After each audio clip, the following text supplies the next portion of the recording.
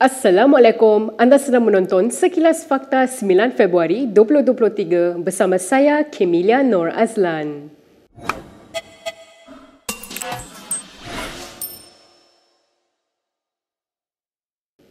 Seorang guru didakwa menggalakkan seorang pelajar tingkatan 3 beragama Hindu di sebuah sekolah di Kuala Lumpur untuk memeluk Islam. Galakan itu didakwa akan meningkatkan peluang belajar tersebut untuk menjadi pemain bola sepak kebangsaan.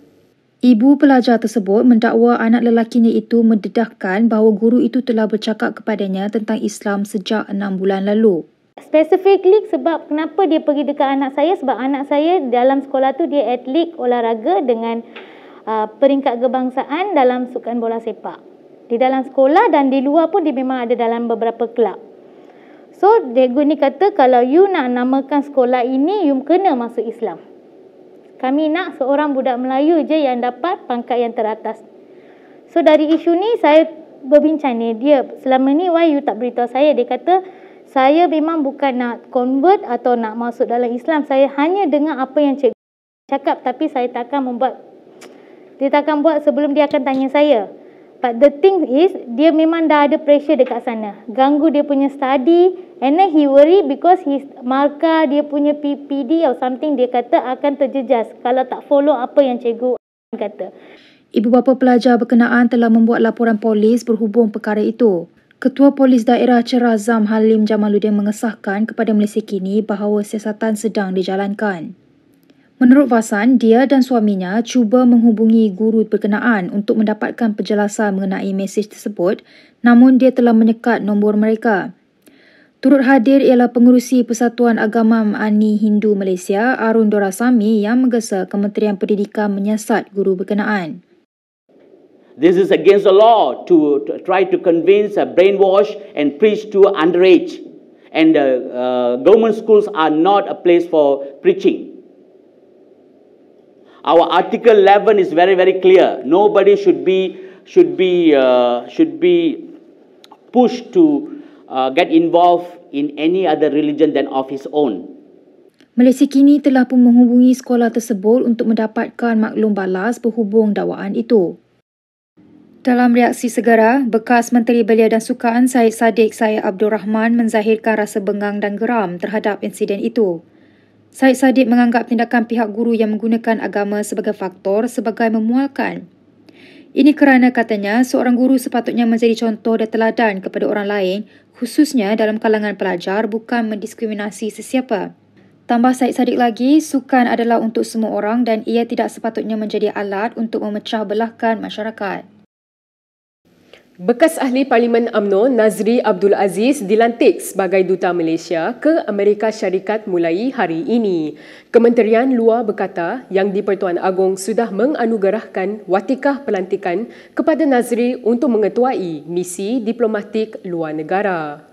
Menurut kementerian, lantikan itu dibuat mengambil kira latar belakang Nazri yang juga graduan Lincoln's Inn United Kingdom serta pengalaman luas sebagai menteri. Nazri sebelum ini pernah menjawat pelbagai portfolio di beberapa kementerian, antaranya Menteri Undang-Undang dan Menteri Pelancongan dan Kebudayaan.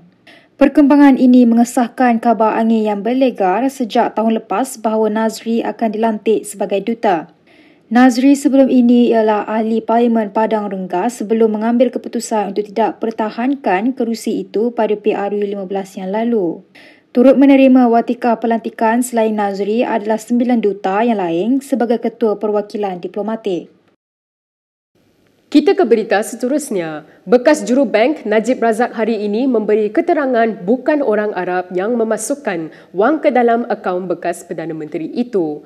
Joanna Yu Ginping memberitahu Mahkamah Tinggi sebaliknya adalah Cina Malaysia dengan beberapa individu yang berkaitan 1MDB dan Jolo.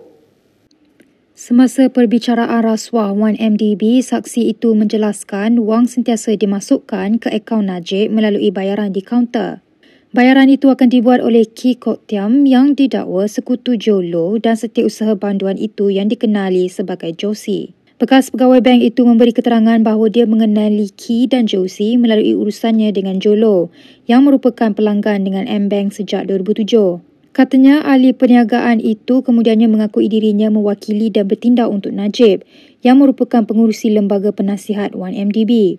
Yu menjelaskan bahawa selaku pemegang akaun, Najib kemudiannya tidak bertanya dengan bank berkenaan urus niaga di kaunter berkenaan. Sebelum ini, mahkamah mendengar keterangan lisan mengenai akaun Najib bahawa dia menjangkakan derma yang didakwa akan masuk daripada kerabat Arab Saudi. Ia kononnya disokong oleh 4 surat dari negara itu yang menjanjikan derma berkenaan. Menurut pihak pendakwaan bahawa salah laku di 1MDB dilakukan oleh Jolo dan beberapa yang lain tetapi dengan restu Najib. Pesuruhjaya PAS Perak Razman Zakaria memohon maaf kepada Anwar Ibrahim kerana mendakwa mempunyai agenda LGBT.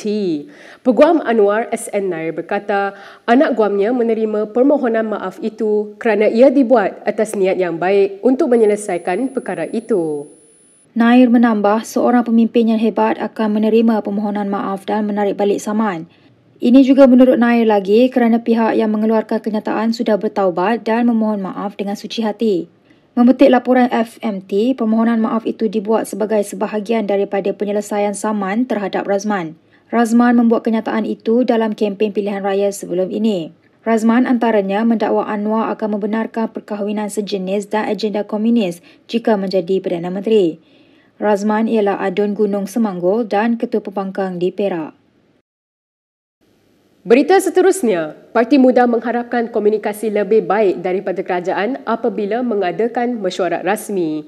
Setiausaha agungnya, Amir Hariri Abdul Hadi, menegaskan parti itu antara pengasas dalam membentuk dan menyokong kerajaan perpaduan sekarang. Sebelum itu, Anwar menjelaskan mesyuarat sekretariat pertama kerajaan hanya melibatkan parti yang mengasaskan kerajaan perpaduan. Timbalan Presiden PKR Rafizi Ramli juga menjelaskan Muda tidak dijemput ke mesyuarat itu kerana ia hanya melibatkan parti-parti yang memeterai perjanjian Pakatan Kerajaan Perpaduan. Mengulas mengenai kenyataan Anwar, Amir berkata dia tidak faham apa yang dimaksudkan dengan pengasas parti. Ini kerana menurutnya, walaupun tidak menandatangani perjanjian Kerajaan Perpaduan, namun Muda adalah sebahagian pengasas kerajaan. Tambah Amir lagi ketika dihubungi Malaysia kini, kerajaan yang ada tidak akan jadi seperti hari ini jika tanpa Muda. Amir juga menekankan pentingnya komunikasi yang lebih baik dalam kalangan parti yang membentuk kerajaan tanpa mengira saiz parti. Semalam, Amir menerusi Twitter meluahkan kekecewaannya selepas Muda diketepikan dalam mesyuarat pertama Sekretariat Kerajaan Perpaduan. Dia berkata Muda tidak menerima jemputan untuk menghadiri mesyuarat itu dan parti itu tidak dimaklumkan mengenainya. Media Prima Audio hari ini mengesahkan Khairi Jamaluddin akan bertugas sebagai penyampai di stesen radio Hot FM Rabu depan. MPA dalam satu kenyataan berkata Khairi akan mengendalikan segmen Breakfast Hot di stesen radio popular itu. Menurut laporan berita harian, Khairi mengesahkan akan menyertai Hot FM dalam temu bual menerusi telefon. Kenyataan MPA menyebut tawaran kepada Khairi dibuat menerusi surat terbuka di Instagram yang akan bertugas setiap Isnin hingga Jumaat dari jam 6 pagi hingga 10 pagi. Tambah MPA, selaras dengan tagline stesen radio itu, pihaknya berharap kehadiran Khairi bersama tonggak utama dapat memberikan suntikan baru kepada stesen radio. Ketua Pegawai Eksekutif MPA Nazri Noran berkata peluang menawarkan Khairi sebagai penyampai radio diambil bagi memastikan pengisian dan kandungan lebih segar dan relevan kepada pendengar. Khairi sebelum ini berkhidmat selama 3 penggal sebagai ahli Parlimen Rembau sebelum tewas dalam PRU 15 lalu di Parlimen Sungai Buloh. Selain menerajui Kementerian Kesihatan, Khairi juga pernah menjadi Menteri Sains, Teknologi dan Inovasi serta Menteri Belia dan Sukan. Berikut beberapa lagi ringkasan berita untuk hari ini.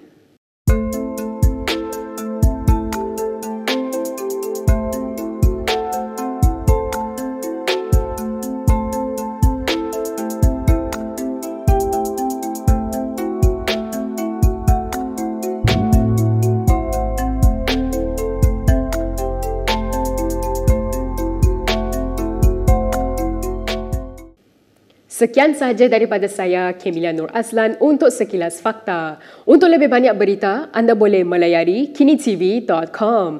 Anda juga boleh mengikuti kami di Instagram, Twitter, YouTube dan Facebook. Salam hormat dan jumpa lagi.